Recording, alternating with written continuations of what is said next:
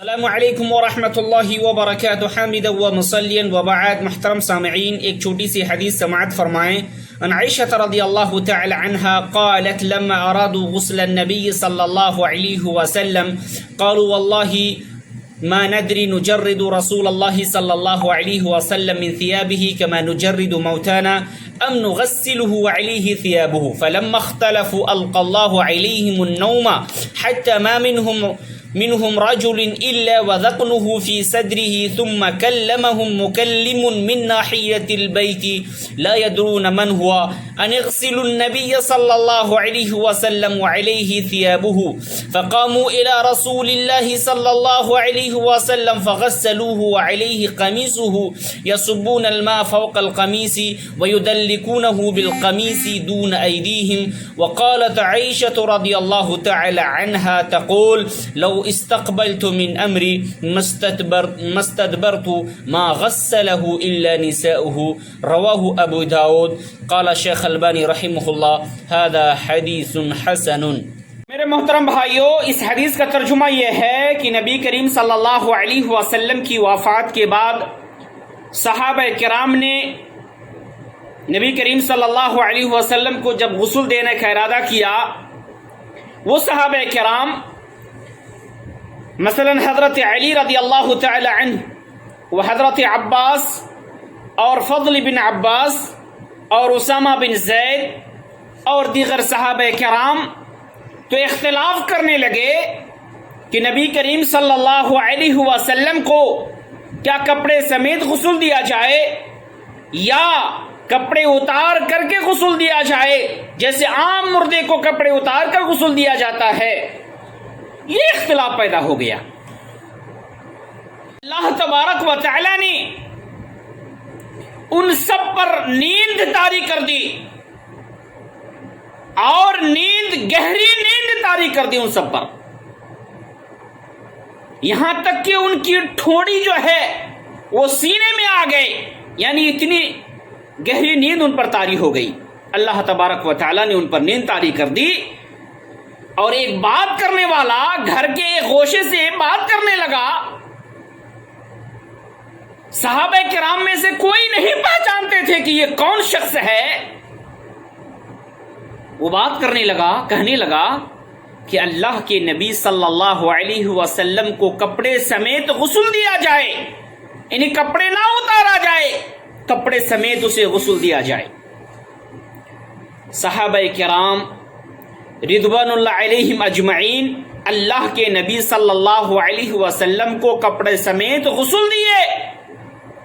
کپڑے کے اوپر پانی اڈیلتے تھے اور اسی کپڑے سے ان کے بدن کو ملتے تھے بغیر ہاتھ لگائے ہوئے. ام عائشہ رضی اللہ تعالی عنہا بیان کرتی ہیں کہ اگر یہ بات مجھے پہلے معلوم ہو گئی ہوتی جو ابھی معلوم ہوئی ہے کہ اللہ کے نبی صلی اللہ علیہ وسلم کو کپڑے سمیت غسل دیا جائے، اگر یہ بات مجھے پہلے معلوم ہو گئی ہوتی تو ما غسلہ الا نساؤہ، تو اسے غسل دینے والا یا غسل دینے والی ان کی بیویاں ہوا کرتی، دوسرے آدمی اسے غسل نہیں دیتے.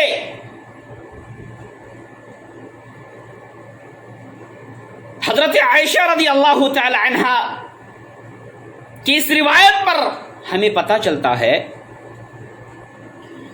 اور دیگر روایت سے بھی پتہ چلتا ہے کہ اگر شوہر انتقال کر جائے تو عورتیں غسل دے سکتی ہیں، اور اگر بیوی انتقال کر جائے تو شوہر غسل دے سکتا ہے.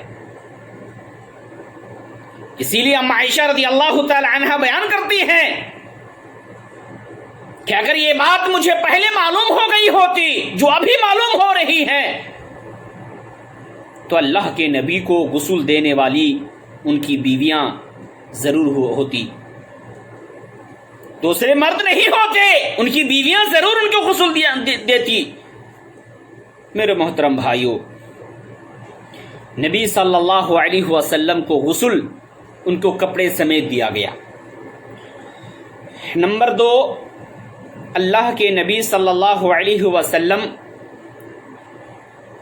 کے غسل میں جب اختلاف ہو گیا تو اللہ تبارک و تعالی نے علماء کرام بیان کرتے ہیں کہ اللہ تبارک و تعالی نے ایک ملک، ایک فرشتہ کو بھیجا جو گوشہ سے، جو ایک گھر کے کنارے سے بات کر رہا تھا اور یہ کہہ رہا تھا کہ اللہ کے نبی صلی اللہ علیہ وسلم کو کپڑے سمیت غسل دو۔ وہ ایک ملک، ایک فرشتہ تھا جو مسجد کے، وہ گھر کے کنارے سے بات کر رہا تھا، تب جا کے یہ اختلاف ختم ہوا۔ میرے محترم بھائیوں، سوال یہ ہے کہ اگر آپ سے کوئی پوچھے، کہے کہ کیا نبی کریم صلی اللہ علیہ وسلم کو کپڑے اتار کر کے غسل دیا گیا یا کپڑے سمیت غسل دیا گیا، تو آپ کہیں گے کہ نبی کریم صلی اللہ علیہ وسلم کو کپڑا سمیت غسل دیا گیا، اور یہ روایت ابو داؤد کی ہے، اور شیخ البانی رحمہ اللہ نے اس روایت کو حسن قرار دیا ہے۔ اللہ تبارک و تعالی ہم سارے لوگوں کو نبی صلی اللہ علیہ وسلم کے بتائے ہوئے طریقے پر عمل کرنے کی توفیق عطا فرما۔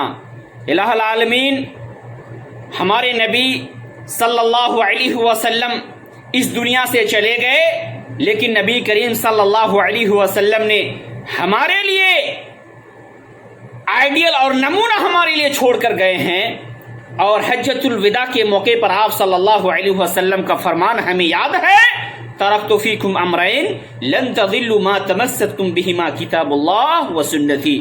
میرے محترم بھائیوں، کتاب اللہ اور سنت رسول کو جب تک تھامے رہو گے، پکڑے رہو گے، کبھی بھی گمراہ نہیں ہوگے۔ اللہ تبارک و تعالی ہم سارے لوگوں کو قرآن اور حدیث پر عمل کرنے کی توفیق عطا فرما۔ والسلام علیکم ورحمۃ اللہ وبرکاتہ۔